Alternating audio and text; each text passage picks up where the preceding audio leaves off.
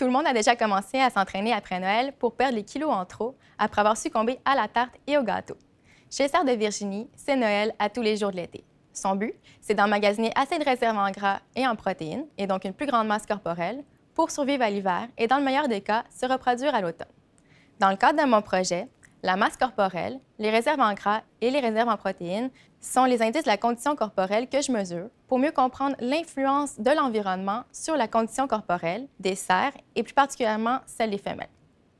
Pour ce faire, j'ai utilisé les mesures prises sur 3123 femelles dans 5 zones de chasse entre 2002 et 2013.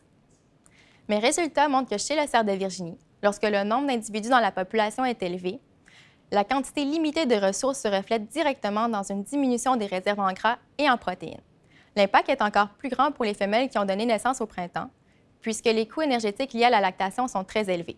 Grâce à leur grande plasticité, ces femelles arrivent quand même à retrouver une bonne condition corporelle à la fin de l'automne pour maximiser leurs chances de survie et de reproduction à l'année suivante. Les conditions hivernales que rencontrent les cerfs ont une grande importance sur leur capacité à garder une bonne condition corporelle.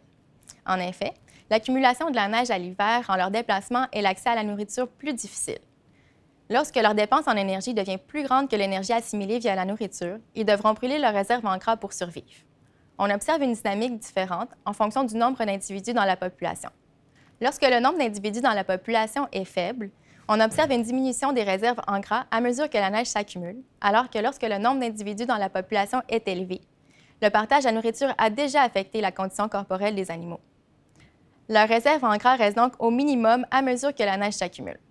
À l'île d'Anticosti, la fonte de la neige semble retarder l'émergence de la végétation, ce qui entraîne une croissance rapide de la végétation au printemps.